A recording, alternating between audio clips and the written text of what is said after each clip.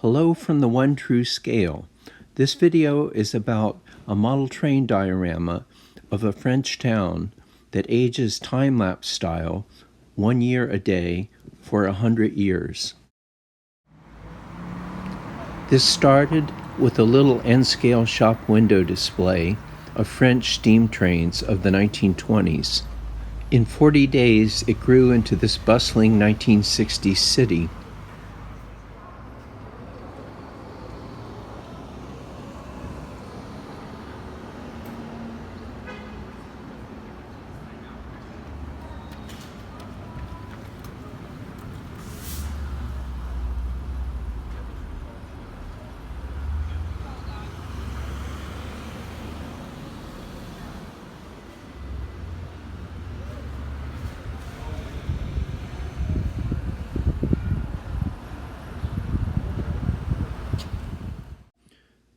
"2020 had been a terrible year with the COVID pandemic, business shutdowns, and stay-home mandates.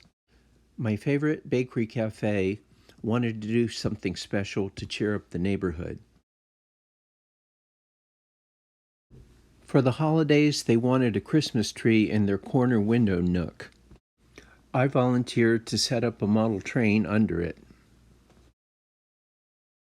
The staff quickly set up a 1.5 meter tall metal tree on a table, decorating it with old-school ornaments and LED lights. I snapped together my little home prep train layout, connected the controller, and we were ready to run French trains. N-scale is 160 times smaller than reality. Modern coaches are cigar-sized. We started with steam trains, which were mostly British and German substitutes for French lookalikes. Barista Marcus and store manager Valerie were excited to run trains, but it didn't go so well at first. You're on. Now, how do you do both of them? It should run both. No, it's saying no. Oh, Oh, yeah. I see these little push. There you go. Yeah, that's it. Uh-oh. Valerie was devastated by her first train wreck, but it wasn't her fault. Track sagging over the edge of the table made the fussy steam engine wheels derail. Only the shortest engines or cars could avoid hitting the station platforms. My train layout wasn't reliable enough to run in a store window for hours. In order to save this exhibit, I needed to use my brainy scale superpowers of measuring, drawing, math, and even reading the instructions. I measured the window nook and drew it in a computer program for model trains, then drew the biggest tabletop board that would fit. I tried many ways of connecting the track and found that only an angle let me make the station as long as the instructions said to do. So, in the same nook, the track became much larger. The station looked more realistic and no trains hit the platforms. The flat board allowed the trains to finally run for hours without stalls or derailments. The exhibit was saved. The 1920s trains ran great, but it looked a little empty. So I decided to give it a little 1920s rural town. It was still mostly open field with a few houses and farms. The main street, Rue Parnasse, followed the railroad. The cross street, Rue Cole, went from the railroad crossing up into the hills. There wasn't much traffic, but there were a few shops at the crossroads. At the corner, of course, was the town bakery, La Boulangerie. Its supplies were delivered by horse cart. The 1920s town was named Vallée de Cole. Our timeline diorama began its spontaneous changes. Barista Umberto had a great suggestion to add some airplanes. So, for 1927, I added the plane that Lindbergh flew solo from New York to Paris, hanging high above the town. The bakery window looked really good after dark, with the beautiful lighted Christmas tree, the Orient Express, and a freight train running through the snowy town below, and Lindbergh above, circling to find Le Bourget Airport in Paris after his 33-hour flight across the ocean. An airliner and a French bomber flew in 1934. The town grew with some industry, many apartments, and more shops. Buses and bigger, faster trains served the workers. In 1957, Russia launched Sputnik, the first satellite. Propeller airliners could take you to New York in 16 hours. And France had supersonic jet fighters. Vallée-de-Col grew further and transformed into a suburb of Paris. The railway was rebuilt with fast electric trains, streamlined coaches, and efficient freight. Putting on this exhibit in my well-educated, very international neighborhood, I did my research to be ready to debate any train geeks about the number of dining cars in the Orient Express, or whether commuter steam engines could run backwards. Our most enthusiastic viewers by far, though, turned out to be children who just watch with total amazement as long as their parents would let them. With the internet replacing hobby shops, I think most had never seen a model train layout in a store window. Oh, that's cool. Oh, I love that. The model train. It's fabulous. Oh, fun.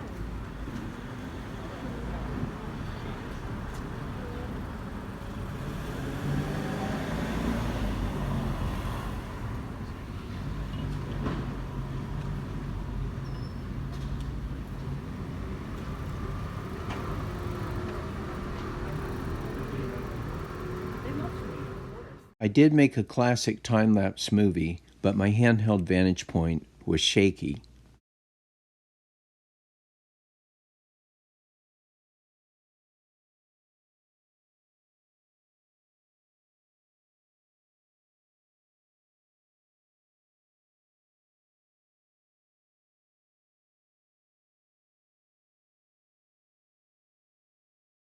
I show these originals slower a bit later. To give a history lesson, labels were provided for each decade in categories. Events and conditions like politics and poverty were hard to show in a town of ant-sized people. Easier to show were industry, war, rebuilding, and prosperity. Technical progress was very visible in the buildings, vehicles, trains, and aircraft. 28. The Orient Express took the rich and famous to Istanbul in luxury. 30. A factory to the south and apartments for the workers in town. 33.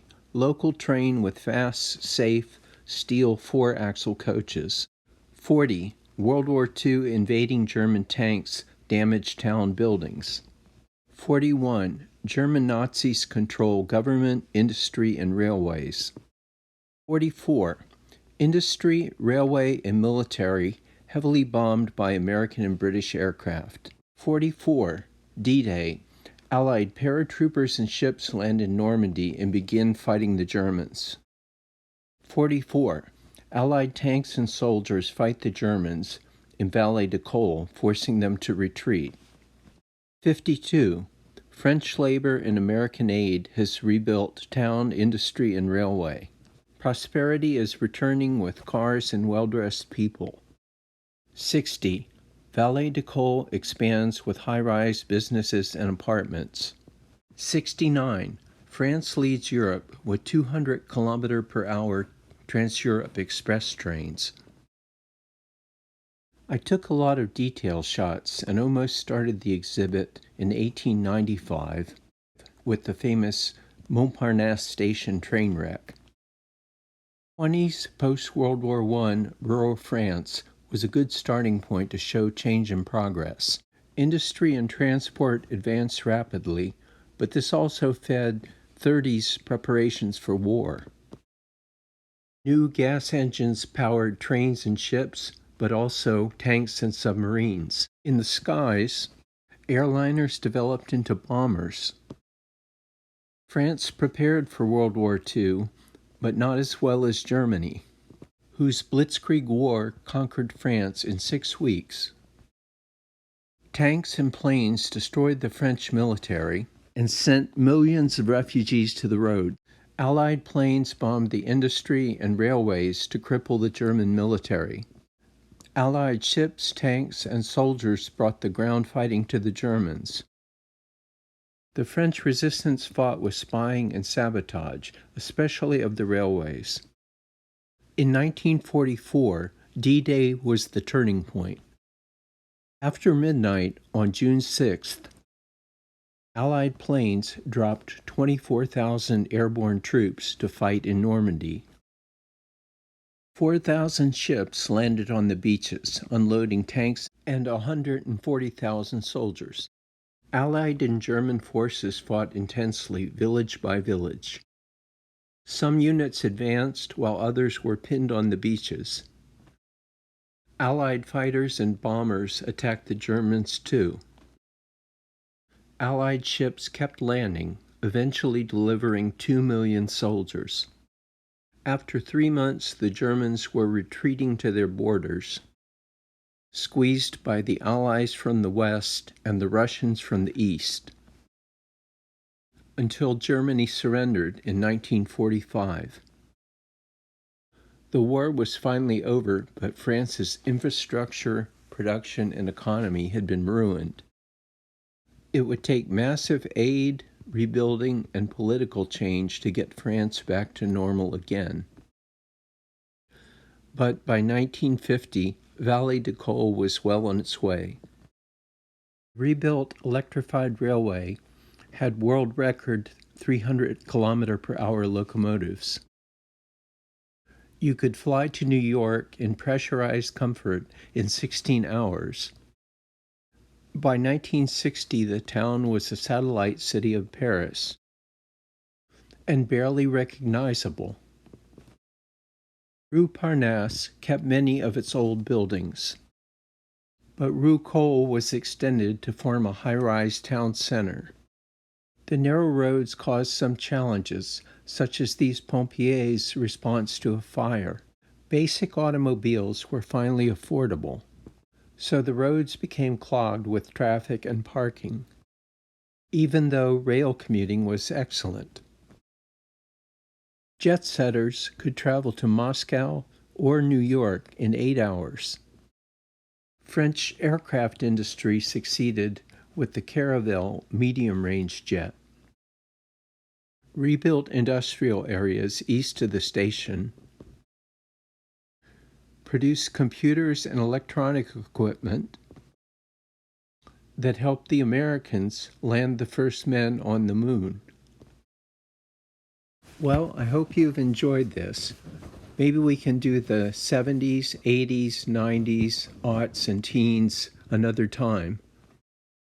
A special thanks to the bakery staff and management for giving me time and space to do the exhibit, keeping the trains running, and protecting it from Godzilla children. Also, thanks to the neighborhood for being a great audience, giving me encouraging comments both in person and on my Facebook posts. I hope this little French history lesson gives you and your children hope that we can get through worse things than a pandemic. There may be some follow-on videos, but now I've got a train to catch. Au revoir.